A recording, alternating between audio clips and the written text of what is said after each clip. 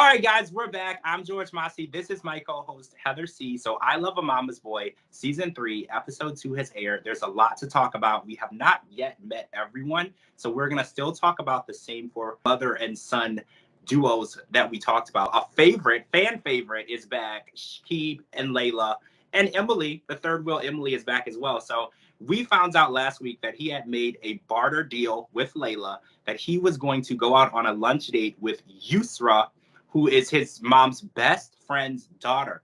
And little did he know, he and Yusra have a lot in common, right? So Yusra goes to the gym every day. She used to be a power lifter, and she feels the family dynamic is the single most important thing in a relationship. And she respects Shakib's relationship with his mom and doesn't find it weird at all. So what's going through my mind is Shakib going to actually fall in love with Yusra just like his mom thought he would? Like, because this is actually a really good match. Unfortunately, it seems like a lot of people that are supposed to be together don't end up together because it just doesn't happen that way.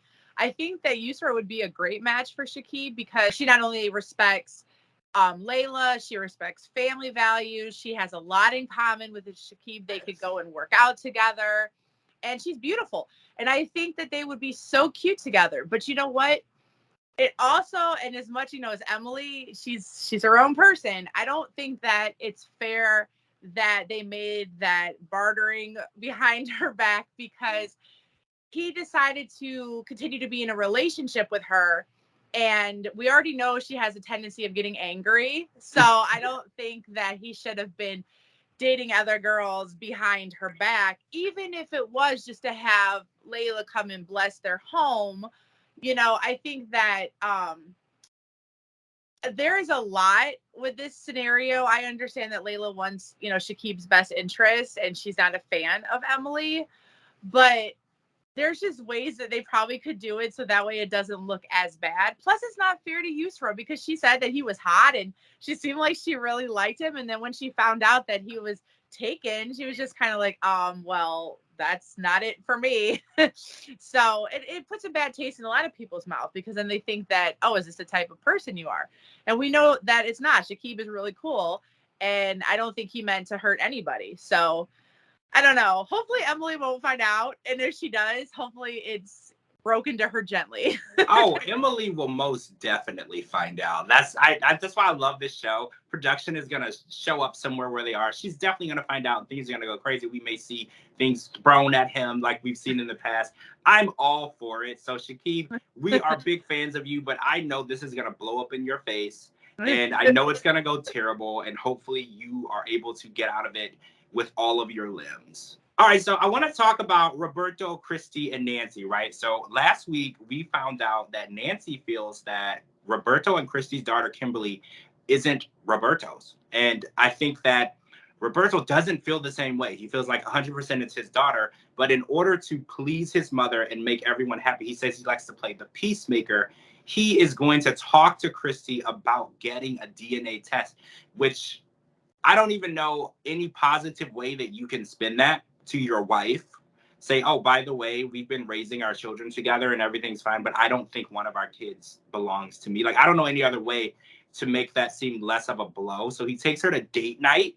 And right when he gets there, he ruins the date. She can't even eat. She doesn't even have an appetite. And she feels like this is just one of the many, many things that Nancy has pulled while they've been together to try to sabotage their relationship. And to her point, she said, when is enough going to be enough? Because once we do this DNA test and it is your daughter, she will find another reason and another reason and another problem. She said, the problem is you won't stand up to your mother. And it's true. He's going to have to say, you know what?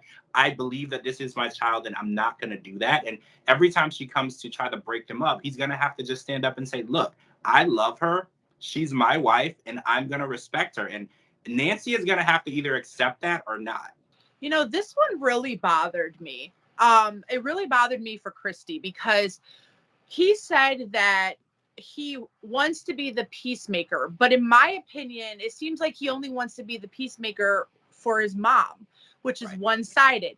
And it makes sense that you don't want to upset or disappoint your parents. I mean, as a child or grown adult child, you love your parents, you respect them, especially if you have a close bond with them. So I don't see a problem with him wanting to not upset his mother, but you also took the vow and the commitment to your significant other. The fact that you would even entertain the fact that that is not your child, that's heartbreaking even for your child.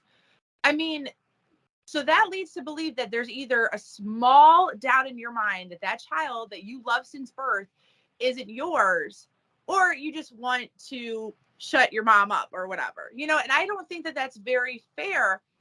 How do you look the person that you love in the eyes? And then you did it as a cop out. You did it in public. So she couldn't flip the script on you, because darn well if you would have did it at home, she probably would have went ham on him. But to look her in the face and say, you know what, this isn't really like a big deal or anything, but my mom would feel better if we got a DNA test. What is that saying? That's saying you don't trust her. That's saying that there is doubts in your mind that that's not your child, and that you're only sticking up for your mom and not your family that you created. So I understand, but as a man and as a fighter and as somebody that, supposed to be the superior in this whole thing, he can't be scared of the person who birthed him. She's going to love him regardless. Well, I don't know. I don't know if that's true, because he did tell his coach, he said, I'm terrified of my mother and standing up to my mother. And his whole demeanor and his concentration and motivation has been affected. He's showing up to practice late 2 weeks before a big fight, and he's letting what his mom says and asks him to do literally control and consume his mind. He's unable to even function knowing that his mom is unhappy and disapproving. And like you said, in order to please everyone, you have to please one person. It's not possible. We've seen it with leaders and political leaders and kings and queens and presidents. You're not going to please everyone. You have to choose the people that are most important to you and please them. And then the other people are going to have to accept you made an executive decision based on love and what's best for you and your family. And I just don't want to see Christy decide to walk away because she feels like she's never going to matter enough to be trusted and loved, appreciated, and respected. Because asking a woman for a DNA test that you're married to and you've been raising children with for all these years, I don't even know the level of disrespect that's on. It's just because you're basically accusing her of cheating on you and lying to you and deceiving you. And there's just so many accusations. And he honestly doesn't even believe the accusations, but his mom believes them. So he therefore has to act on it. And that's the issue. There's just a lot that's upsetting.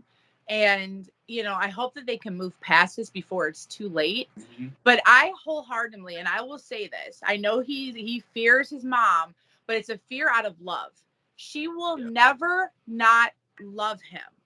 He's not even the only child. He has things. So the fact that she puts him on a pedestal and she loves him, she is not going to stop loving him if he decides to say, Mom, that's my kid. Please butt out.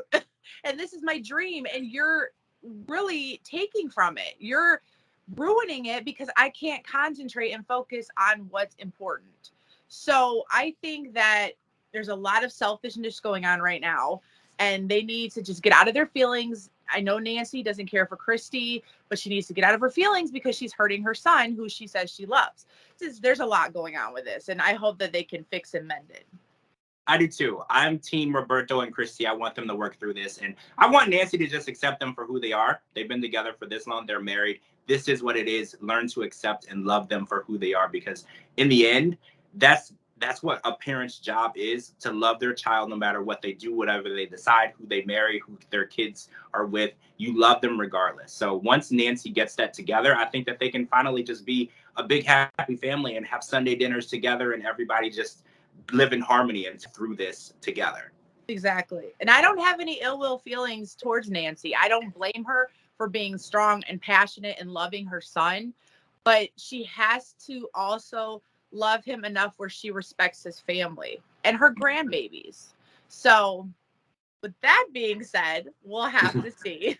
We'll wait and see. I know we didn't really get a lot of the reaction from Christy when he said the DNA test was on the table. We will see that next week.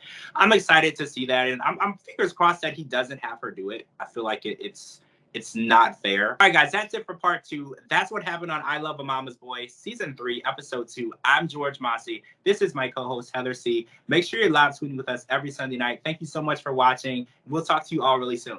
Bye.